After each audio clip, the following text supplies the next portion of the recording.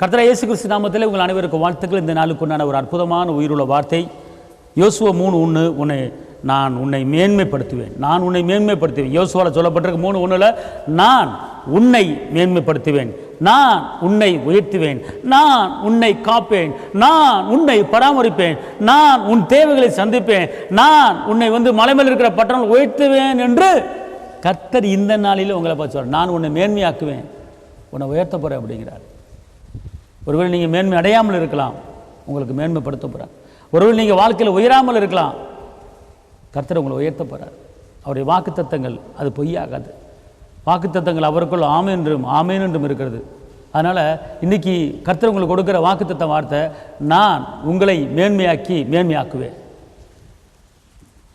ஒரு வார்த்தை, ஒரு மேன்மை என்றால் ஒரு உயர்வு, ஒரு அந்தஸ்து, ஒரு தகுதி, ஒரு கணம்.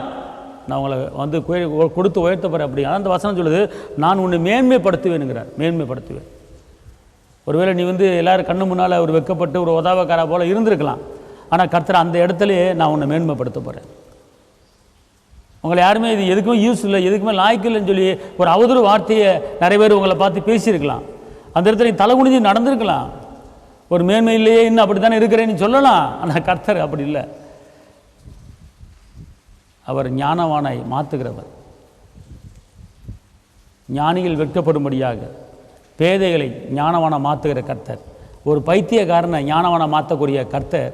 இன்றைக்கி ஒருவேளை நீங்கள் வெறுமையாக்கப்பட்டிருக்கலாம், ஒருவேளை நீங்கள் ஒதுக்கப்பட்டிருக்கலாம், ஒருவேளை தள்ளப்பட்டிருக்கலாம். ஆண்டவரே, என் வாழ்க்கை வெற்றியான வாழ்க்கை இல்லையே, என் வாழ்க்கை தோற்று போன வாழ்க்கையாக இருக்கிறதே, ஒரு மேன்மை இல்லையே, உயர்வு இல்லையே, நான் எதை செய்தாலும் வாய்க்காமல் இருக்கிறதே, எனக்கு எப்போது வெற்றி கிடைக்கும் என்று கலங்கி தவித்துக் கொண்டிருக்கலாம். ஆனால் கர்த்தர் இன்னைக்கு சொல்கிறாரு, நான் உன்னை மேன்மையாக்க போகிறேன், நான் உன்னை உயர்த்த போறேன், நான் உன்னை ஆஸ்வதிக்க போறேன், நான் உன்னை சுகத்தின் வல்லமையால் நிரப்ப போறேன். எழும்ப போகிறாய், பிரகாசிக்க போகிறாய், ஜாதிகளை சொந்தமாக்க போகிறாய், பயப்படாது என்று சொல்லுகிறார்.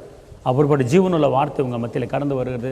உங்களுக்காக நான் செபிக்கிறேன். தகப்பனே, இந்த வார்த்தையை கேட்டுக்கொண்டு இருக்கிற ஒவ்வொரு தேவ பிள்ளை வாழ்க்கையிலும் ஒரு உயர்வு உண்டாகட்டும் ஐயா, ஒரு மேன்மை உண்டாகட்டும் ஐயா, ஒரு அற்புதம் உண்டாகட்டும் ஐயா, ஒரு அதிசயம் உண்டாகட்டும் ஐயா.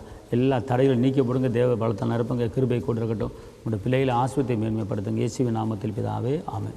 கர்த்தர் உங்களை ஆஸ்வதிப்பார். தேவனுக்கு மகிமை. பெரிய அற்புதம் உங்களுக்கு நடக்கப் போகிறது. அல்லேலூயா, ஆமென்.